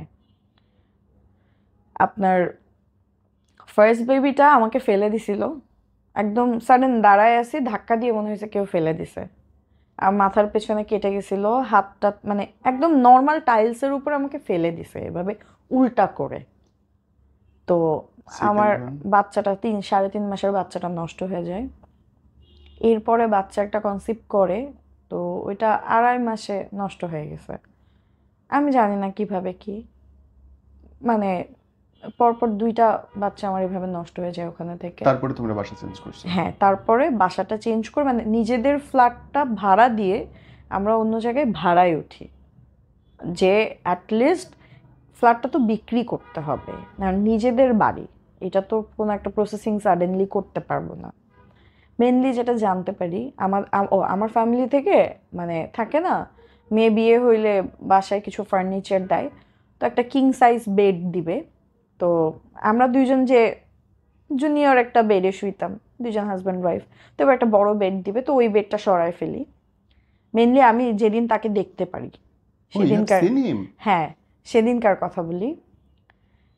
খাটটা সরায় ফেলে ওইরকম কিং সাইজের একটা মানে 6.5 ফিট 7 ফিটের একটা আমরা বানাই, জাজিম বানাই, মানে তোশক বানাই মোটা করে, কারণ বাকি সব সেট আমার বাসা থেকে আসবে। তো ওইটা ফ্লোরিং করে আমরা দুজন ঘুমাচ্ছি। আপনার 4-5 দিন হয়েছে, 1-2 দিনের ভিতরে বেডটা আসবে। একদিন ভোরবেলায় দেখি আমার হাজব্যান্ডের ওইদিক ঘোরা, আমি এদিক ঘোরা। আর ভাইয়া যেটা বললাম যে থাই গ্লাস তো একদম ইসের সামনে, আমাদের রুমটা খুব বেশি না, এরকম সাইজের ছিল, এই সাইডের ডোর, তো পর্দাগুলো একটু খোলা ছিল। অপোজিট সাইডের বাসার উপরের ছাদের যে লাইটটা, পুরা লাইটটা এসে অন্ধকারে আমাদের ওই থাই গ্লাসের উপরে পড়ে। তো মানে বাইরের কোনো কিছুর ছায়া পুরাটা এই দেয়ালে এসে পড়ে, মানে হুবাহু ওখানে কিছু করলে এখান থেকে পুরা শ্যাডো দেখতে পাবো। তো ঠিক 3:30টার পর টাইম, অর 3:45 বাজে, আমি দেখতেছি মানে সাডেনলি আমার ঘুম ভেঙে গেছে। আমার ঘুম অনেক পাতলা, দেখলাম থাইটা, মানে আমি এরকম এইদিকে তাকায় আছে, আমি এদিক ঘুরে, আমি ডান কাছে শুই সবসময়, তাকায় আছে দেখি কি থাইটাকে জানি খুললো, আস্তে করে খুললো। আমি তাকায় দেখতেছি, মানে চোখ ডলতে ডলতে তাকায় আছি যে কি হইল। আমি একটু ভীতু, আমি ওদিক ঘুরবো না, কি হইলো বুঝলাম না, আবার একটু চোখটা ডলা দিলাম। Now I can see a shadow ঢুকলো রুমে, ঢুকে ঠিক আমার হাজবেন্ডের মাথার কাছে বসলো, একদম মাথার কাছে।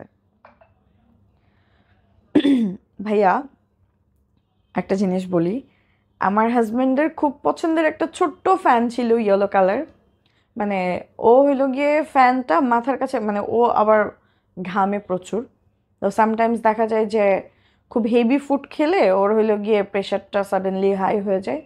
তো ওই দিন আবার গরু মাংস টাংস অনেক জাঙ্ক ফুড খাইছে, তো ওইটা ছেড়ে মাথার কাছে ঘুমাইছে। তো ওইটার অনেক মানে বিকট একটা সাউন্ড, গ্যার গ্যার গ্যার গ্যার গ্যার গ্যার একটা সাউন্ড থাকে। ওই সাউন্ডটার জন্য আশেপাশে কোনো কিছু শোনা যায় না, বাট আমি স্পষ্ট ওই সাউন্ডটা শুনতেই পাচ্ছি না ফ্যানের। সে যে মাথার কাছে বসে সে যে ঘুমাইতেছে জোরে জোরে এরকম করে, আমি দেখতেছি এরকম চুল উঠতেছে, মানে জটাধারী টাইপের। আমরা বিভিন্ন কার্টুনে বা সিনেমায় দেখি যেরকম জটাধারী চুল এরকম উঠতে থাকে, এরকম একটা অবয়ব আমি এখানে থেকে দেখছি। এখানে জাস্ট একটা শ্যাডো পড়ছে আমার হাজব্যান্ডের মাথার সামনে বসে কি কি জানি বলতেছে এরকম করে। আমার তো সারা শরীর শক্ত হয়ে গেছে, আমার জিহ্বা পর্যন্ত নড়তেছে না। আমি যে আইতাল করছি পড়বো তাও পারতেছি না। আমি শুধু মনে মনে বলতেছি, আল্লাহ তুমি কোথায় আল্লাহ। শুধু এই একটা কথা আমি মনে হয় 15 থেকে 20 মিনিট চেষ্টা করছি বলার, যে আল্লাহ বাঁচাও, আল্লাহ তুমি সব কিছু, আল্লাহ তুমি বাঁচাও। কি কি জানি করলো, আমি মানে বসে বসে হ্যাঁ বসে বসেই, মানে আমি এটার ডেফিনেশন পরে দিচ্ছি। তো আজানটা যখন পড়ে ভাইয়া, তার কিছুক্ষণ আগে আমার শরীরে মনে হচ্ছে কি যে সাডেনলি হাত পা অবশ হয়ে গেলে যেরকম লাগে না, সাডেনলি ছেড়ে দিলে ঠান্ডা হয়ে আসে ঝিনঝিন হয়ে, ওরকম করে মনে হলো শরীরটা ছেড়ে দিল। আর তখন আমি কথা বলতে পারতেছি, তখন আমি আল্লাহ বলে চিল্লানি দিয়ে উঠছি। আর চিল্লানি দেওয়ার সাথে সাথে জিনিসটা নাই। তখন আমি হা হা করে, মানে আমি কিরকম করে চিল্লানি দিয়ে কান্না করে উঠছি। পরে আমার হাজবেন্ড লাফ দিয়ে উঠছে, উঠে বলছে কি হয়েছে তোমার, কি হয়েছে, কোনো প্রবলেম? আমি আর কথা বলতে পারিনি, আমি সেন্সলেস হয়ে গেছি। এরপর অনেক পানি টানি দেওয়ার পরে আমার শাশুড়ি আম্মা উঠলো, আমার শ্বশুর উঠলো, পরে জিজ্ঞেস করতেছে ওর কি হয়েছে। পরে বলতেছে ওকে ডাইকো না, ও একটু ঘুমাক, ও মনে হয় খুব বাজে স্বপ্ন দেখছে, যেহেতু আমার হাজব্যান্ড জানে না ব্যাপারটা, বলছে এরকম হয়েছে। তো আমি, আমার ঘুম ভাঙছে প্রায় 12টা 1টার দিকে। উঠে আমি একটা কথাই বলছি, আমি বাসায় যাব, আর কিছু না। আমি শুধু কাঁদতেছি আর আমি বলছি আমি বাসায় যাব। তারপর হাজব্যান্ড বলতেছে এরকম তো আমার বউ করে না, মানে আমি পাগলের মতো চুল ধরে টানতেছি করতেছি যে না আমি বাসায় যাব, আমি বাসায় যাব, আমাকে বাসায় দিয়ে আসো। পরে আমার শ্বশুর বলতেছে যাও রে দিয়াই, ও যদি এরকম করতেছে দিয়াই, হয়তো বা কোনো প্রবলেম হয়েছে। পরে আমাকে বাসায় দিয়ে আসছে। তারপরে আমি মুখ খুলছি, মানে আমি এতটাই ভয় পাইছি যে আমি ওই জায়গায় কথা বলতে পারতেছিলাম না। আমি আমার মাম্মাকে জড়ায় ধরে মানে কান্না করতেছি। আমার মা বলতেছে কি হয়েছে, কি হয়েছে বল, অ্যাটলিস্ট কি হয়েছে। আমার গায়ে অনেক জ্বর চলে আসছে ভাইয়া, মানে গা হাত পা এরকম মনে হচ্ছে যে খিচুনি দিয়ে উঠবে এরকম। পরে আম্মু বলতেছে আচ্ছা ঠিক আছে, আমি বুঝছি তুই অনেক ভয় পাইছিস, আমি না আসরের নামাজ পড়ে তোকে আমি ঝাড়বো। তো আম্মু আমাকে এটি করলো, ঝাড়লো টাড়লো ই করলো। পরে আম্মু আমাকে কি পানি টানি দিয়ে ওই যে জমজমের পানি এটা সেটা খাওয়াইলো। তারপরে ওই যে আমাকে একটা পানি আর সরিষার তেল দিছিল ইউজ করতে, ওইটা আমি এই বাসায় নিয়ে আসছিলাম, ওই বাসায় পরে আর নিয়ে যাইনি। তো পরে আমি যখন আসছি তখন আম্মু আমাকে ওই পানিটা দিয়ে গোসল করাইলো। এরপরে দেখলাম যে না, মানে মনের ভেতর থেকে একটু হ্যাঁ হালকা ফিল হচ্ছে। ওই লোকটার কি কোনো ঘ্রাণ ছিল গায়ে? খুব পচা গন্ধ, খুবই পচা গন্ধ। ওকে কি এত টাচ করা গেছে? না, তোমাকে টাচ করছে? টাচ করে নাই, তবে সে মোস্ট অফলি ট্রাই করতেছিল আমার হাজবেন্ডকে মেরে ফেলার, মানে গলা চেপে ধরার অর সামথিং। পরে আম্মু বললো যে না ওখানে আর থাকা যাবে না, আমার মেয়েকে আর আমি ওখানে পাঠাবো না। আমার শ্বশুরবাড়ির সাথে পার্মানেন্ট একটা সলিউশনে আসার চেষ্টা করলো, যে আপনারা হয় ওই জায়গা ছেড়ে দেন, নাহলে আমার মেয়ের একটা ব্যবস্থা করেন, কারণ ওইভাবে এখানে থাকা পসিবল না, আমার মেয়েকে তো আমি আপনাদের জন্য হারাবো না। এটা তখন আমার বিয়ের অলরেডি 4 বছর চলতেছে। এতদিন ধরে এতদিন ধরে আমি সাফার করতেছি।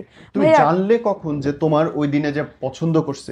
এটা বললো পছন্দ করার ব্যাপারটা ভাই আমি জানতে পারছি আমার প্রেগনেন্সির পরে। ওকে, লাইক এরপরে যাই হোক আমার শ্বশুর শাশুড়ি নরসিংদী চলে গেল, আমি আমাদের বাসায় শিফট হইলাম। আর ওই যে বাসা ভাড়া দিয়ে দিছি ওইটা ওইটা আমার মা বললো যে আমার আমার মেয়ে বাইরে কেন থাকবে, পড়াশোনা করতেছি, বাইরে কেন থাকবে, আমার বাসায় থাকুক, কারণ আমার বাসায় আমার একটা পার্টিকুলার রুম আছে আলাদা, তো আমি আমার হাজব্যান্ডকে নিয়ে থাকতেই পারি অবশ্যই। তো আমার মা বললো বাইরে থাকার দরকার নেই, যেহেতু এত প্রবলেম। আমার বাবাও মানে খুব সেন্সিটিভ এইসব বিষয়ে, বলছে দরকার নাই, আমার মেয়ে এখানেই থাকুক, আমার মেয়েকে নিয়ে তোমার নতুন কোনো বাসায় ওঠার প্রয়োজন নেই। তো তো আমি 1 বছর আমার বাসায় থাকলাম, এর ভিতরে আমি মানে করোনা প্যান্ডেমিক আসলো, আমি কনসিভ করলাম। তো তখন আমার মানে চিন্তা হইলো যে না, আমার এখন একটা আলাদা স্পেস দরকার। তো আমি যদি এখন থেকে প্রসেসিং না করি, দেখা যাবে যে সামনের দিকে আর এটা হয়ে উঠবে না। কারণ তো বেবি হলে মারা ছাড়বে না এমনিতেই। ছাড়বে না, হ্যাঁ। তো আমি আমার হাজব্যান্ডকে বললাম যে চলো আমরা আলাদা বাসা নিই। তো আমরা বাসা নিলাম, বাসা নিয়ে উঠলাম। উঠার পরে ভাইয়া আমি একটা ছোট্ট বিড়াল পুষি তখন। আমার বিড়ালটা শুধু মানে আমার কাছে কাছে থাকতো। আর এই জিনিসটা আমি শুনছিলাম যে বিড়াল থাকলে নাকি সেখানে আসে কোনো না। আজে বাজে জিনিস থাকে না। তো 7 মাস বিড়ালটা আমার সাথে ছিল, এরপরে বিড়ালটা সাডেনলি কোথায় জানি চলে গেছে। নাই। নাই। তো বিড়াল চলে যাওয়ার পরের থেকে আমি ফিল করি, আগে করতাম না। তবে হ্যাঁ, একটা জিনিস হইতো, আমি প্রেগনেন্সিতে আমি আসলে বেসিক্যালি খুব কষ্ট পাইছি, কিন্তু আগে 2টা মিসক্যারেজ, তো 3 নাম্বার বাচ্চাটা আমাকে একেবারে ডক্টর বলে দিয়েছিল বেড রেস্টের জন্য।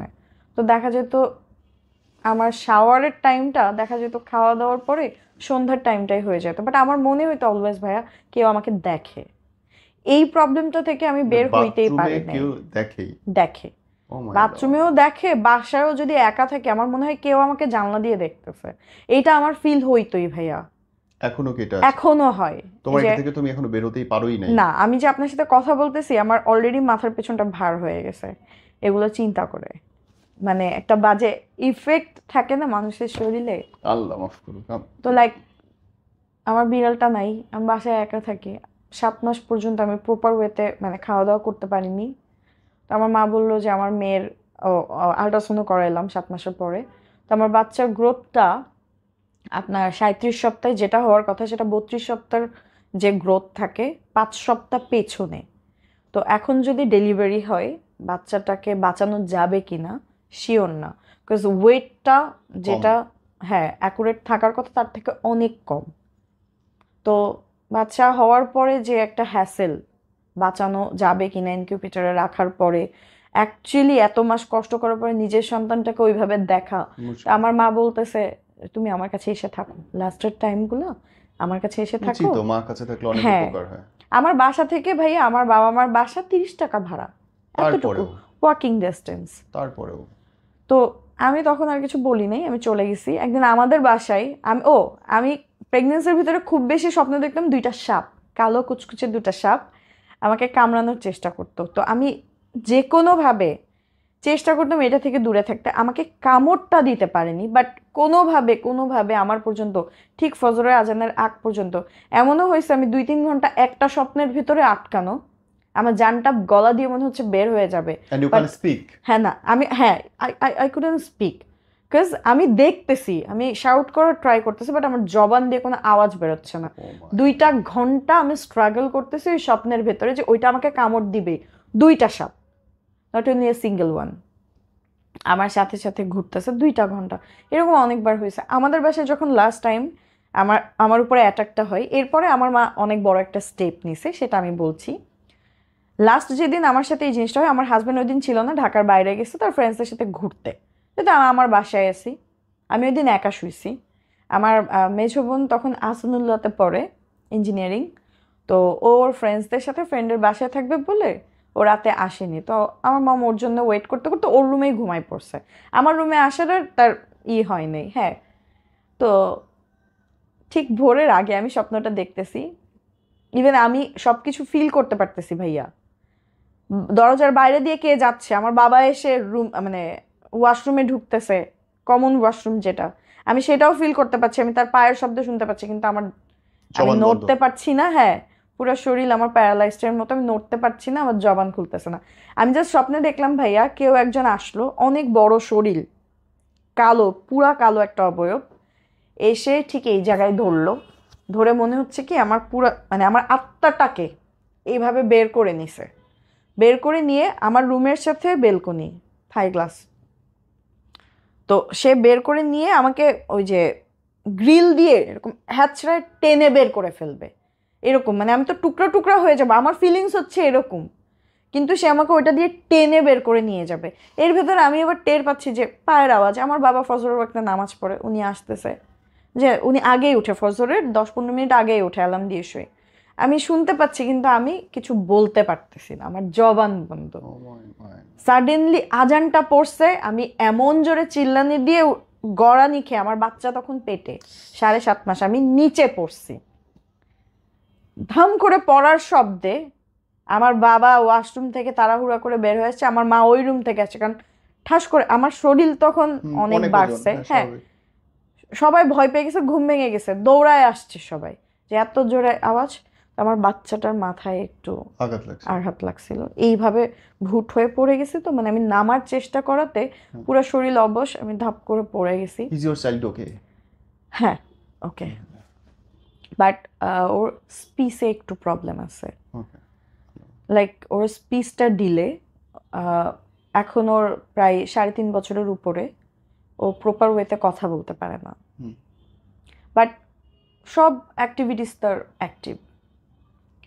তো তখন আমার মা কান্নাকাটি, আমাকে নিয়ে হসপিটাল দৌড়াদৌড়ি, যে আমার অলরেডি তখন ভাইয়া একটু ব্লিডিং শুরু হয়ে গেছে। আমাকে সাথে সাথে মেরিস্টোপস ছিল হাতের কাছে, নিল, নেওয়ার পরে বলতেছে যে আমার তো পানি ভেঙে গেছে, পানি আসা শুরু হয়েছে, এখন এই অবস্থায় কি করা যায়। তো ওরা আমাকে ওই দিন হসপিটালে রাখলো আন্ডার ট্রিটমেন্ট। সন্ধ্যার পরে বলতেছে যে না, পানিটা এখন ঠিক আছে, মানে ওইভাবে ধাক্কা খাওয়াতে, হ্যাঁ ওই টাইমটাতে একটু ব্লিডিং সহ একটু আসছে, বাট এখন মেডিসিন দেওয়াতে ঠিক আছে। মানে থাকে তো, ওভারির মুখটা না খোলা পর্যন্ত ডেলিভারি পসিবল না যদি সিজারিয়ান না করা হয়। তো বললো যে এখন ঠিক আছে, মানে এখন বাচ্চা বের হওয়ার কোনো সিমটম নাই। আমার হাজব্যান্ড চলে আসছে তাড়াহুড়া করে এই নিউজ শুনে। তা আমার মা ওই দিনই একদম ডিটারমাইন্ড এটার একটা রফা দফা করবো, বিকজ আমার মেয়ের জীবনের উপর দিয়ে উঠতেছিল, এখন আমার নাতির জীবন নিয়ে টানাটানি। আমার মা তার ফুপিকে আমার কাছে রেখে, আমাদের বাসায় রেখে সে যশোরে যায়। আমাদের হোম ডিস্ট্রিক্ট যশোর, ওখানে অনেক বড় একজন যশোর, আমার নানু বাড়ি খুলনায় অনেক বড় একজন পীর আছেন, আমি ওনার নাম নিব না। তো উনার কাছে যাই জিনিসটা জানার জন্যে এবং কিছু তদবির আনার জন্যে, যে এই জিনিসটা থেকে কিভাবে দূরে সরা যাবে। মেইনলি পুরা কাহিনীটা এখান থেকেই জানতে পারি আমরা। উনি জাস্ট আক্স করছে যে হ্যাঁ, উনি জিন চালন করে একজন মহিলার ঘাড়ে, উনি তুলা রাশির। উনি জাস্ট আমাকে মানে আমার মাম্মাকে আক্স করছে যে আমার শ্বশুরবাড়ির অ্যাড্রেসটা কি, আর কিচ্ছু না। কারোর নাম না, আমার নাম না, আমার হাজবেন্ডের নামও না, কারোর কোনো অ্যাড্রেস কিছুই জানতে চায় না, শুধু বাসার লোকেশনটা। এরপরে থেকে উনি বলা স্টার্ট করে, ওখানে বসেই বলা স্টার্ট করে। মানে ওই যে মহিলাটা, উনি বেসিক্যালি বলে, তো উনি বলা স্টার্ট করে যে মানে কোন জায়গা থেকে কিভাবে ইফেক্টটা হইলো। আমি যেদিন ফার্স্ট দিন ঢুকি ওদের অ্যাপার্টমেন্ট দিয়ে, ঠিক সন্ধ্যাবেলায় ওনার আমাকে ভালো লাগছে, এবং ওনারা ওখানে 7 ভাই থাকেন, জটাধারী এবং হিন্দু ধর্ম অবলম্বী, এবং ওনাদের ভেতরে 2 জনের আমাকে এমন ভালো লাগছে যে তারা আমার ব্লাডের সাথে মিশে যাওয়ার চেষ্টা করে। ওনাদের ভেতরে একজন আছে, তার জাস্ট আমাকে এমনি ভালো লাগছে, সে আমাকে পজেস করতে চায় না, বাট 2 জন আমার সাথে ফিজিক্যালি ইন্টিমেট হওয়ার জন্যে, মানে ওনাদের ভেতরে অলরেডি মারামারি, এবং যে 2 জন আমাকে ওইভাবে চায় তাদের ভেতরে 2-1 জন অলরেডি আমার হাজব্যান্ডের উপরে কোনো না কোনোভাবে অ্যাটাক করার ট্রাই করছে। এর ভেতরে ওই বাসায় অনেক অনেক ধরনের কাজ, অনেক কিছু হয়েছে যেটা আমি স্কিপ করছি। আমাদের ভেতরে মারামারি হয়েছে, বললাম যে ছুরি ধরে মারামারি। হ্যাঁ, একদিন ও আমার গায়ে এত বড় একটা তালা ছুঁড়ে মারছে, আমার বুকে এসে লাগছে তালাটা, ওটা আমার মাথায় লাগলে তো আমি মরেই যেতাম। আমি ওকে জুতা ছুঁড়ে মারছি, ইভেন ছুরি দিয়ে ওকে কুপাইতে গেছি, ওকে আমি একদিন ফেলাই দিয়ে ওর বুকের উপরে উঠে বসে গেছি, যেটা কখনোই হওয়ার কথা না। এগুলো ইম্পসিবল, কারণ 2 জন 2 জনকে ভালোবেসেই বিয়েটা করে। তো এরকম একটা কন্ডিশনে সে বলল যে সে এখনো চেষ্টা করতেছে, যেহেতু আমার মা আমার বাচ্চা কনসিভ করার পরে আমাকে একটা হাতে একটা দিছিল, হ্যাঁ দাগা পরাই দিছিল, ওইটার জন্য আমার বডিতে আসতে পারতেছে না, আদারওয়াইজ আমার এই বাচ্চাটাও খেয়ে ফেলতো। এর আগের 2টো বাচ্চা এভাবেই নষ্ট করে দিছে। আর এখন তারা চেষ্টা করতেছে কোনোভাবে আমার বাচ্চাটাকে যদি নিয়ে যেতে পারে, এবং লাস্টের দিন অ্যাটাক করার মিনিং ওইটাই ছিল যে আমাকে যদি ওখান থেকে বের করে নিতে পারতো তো আমার বাচ্চার জানটা, অ্যাকচুয়ালি ওরা আমার জান নিয়ে ওই দিন টানে নেই, আমার বাচ্চার জান নিয়ে টানছে, যেটা আমি ভেতর থেকে ফিল করতেছিলাম। বিকজ ভেতর থেকে মানে যখন জানটাকে হ্যাঁ করতেছে। করতেছিল আত্মাটা তখন ধরে হ্যাঁ যাচ্ছিল। শেকিং হচ্ছিল আমার শরীরের ভেতরে, কারণ আমার বাচ্চাটাকে ধরে টানতেছিল, এই জন্য আমার শরীরের ভেতরে শেক হচ্ছিল। এরপরে ফাইনালি ওই ওই দিনে তুমি তো পাইলা হ্যাঁ পরে তদবির হয়েছে। জানতে পারলাম, অনেক কিছু এনে দিল আম্মু, সেগুলো ইউজ করা শুরু করলাম। নামাজ তো আসলে ওই মোমেন্টে পড়তে পারতাম না, তবে আমি জিকিরের ভেতরে থাকতাম। তো গেল আমার প্রেগনেন্সির পিরিয়ড, বাচ্চা হইল আলহামদুলিল্লাহ। তদবির দেওয়ার পরে ভাইয়া 1.5 কেজি ওজন 1.5 সপ্তাহে আমার বাচ্চার বেড়ে গেছে। বেসিক প্রবলেমটা ছিল যে ওরা যে দূর থেকে পজেস বা কিছু করে রাখতো, ওইটার জন্য আমি ফুড ইনটেক করতে পারতাম না। খাইতে পারতাম না, বুঝতে হ্যাঁ, পারছি। তো এটা করার পরে আমার বাচ্চার প্রায় 3 কেজি উপরে আরও ওয়েট বেড়ে গেল, 3.5 কেজির কাছাকাছি। তো ডক্টর বললো এখন আমরা সিজার করতে পারি, কোনো প্রবলেম নেই। তো আমার বাচ্চা হইলো। এরপরেও মানে কিছু প্রবলেম যেটা ফেস করছি ভাইয়া, মানে এখন যে প্রবলেমগুলো ফেস করি এগুলো দূর থেকে ফেস করি, মানে কাছে আর আসে না। কাছে আসতে পারে না, দূর থেকে ফেস করি। মেইনলি প্রবলেম যেটা আমি মানে বেবি হওয়ার পরপরই ফেস করছি, আমার বাচ্চাকে আমি ব্রেস্ট ফিডিং করতে পারিনি। বিকজ ওকে আমি ব্রেস্ট ফিডিং করতে গেলেই ও উপরের দিকে তাকায়, চোখ বড় বড় হয়ে গা হাত পা এরকম মানে ছেড়ে দেয়। ছেড়ে দিয়ে মানে কিরকম জানি দাঁত লেগে যেত, এরকম একটা ফিল হইতো। ফাইন, আমরা তো শেষ করে আমরা 1 ঘন্টা শুট করছি। তো এরকম অনেক দিন চললো, চলার পরে ওকেও তাবিজ দেওয়ার পরে আস্তে আস্তে এই জিনিসটা শেষ। তবে আমার ছেলে কাকে দেখে জানি, দেখে হাসে, দেখে হাসে খেলা করে, ঠিক আছে। এই প্রবলেমটা মাঝখানে অনেক বেশি ছিল। আর এখন সে একা রুমে থাকতে চায় না, এবং সাডেন যদি কারেন্টও চলে যায় সে চিৎকার করে কান্নাকাটি করে, সে মনে হয় কাউকে খুব কাছ থেকে দেখে, এটা সে ফিল করে। আল্লাহ মাফ করো। আর আমি মাঝে মধ্যে স্বপ্নে দেখি আমার কাছে আসার চেষ্টা করে ওই যে 2টা সাপ। ওই দুটো শট। হ্যাঁ, আর মাঝে মধ্যে মনে হয় যে কিছু একটা পেছনে এসে দাঁড়ায় আছে, এই জিনিসটা আমি খুব বেশি ফিল করি, কিছু একটা দূর থেকে দেখতেছে, এই জিনিসটা আমি খুব বেশি ফিল করি। সাবধান থাকো।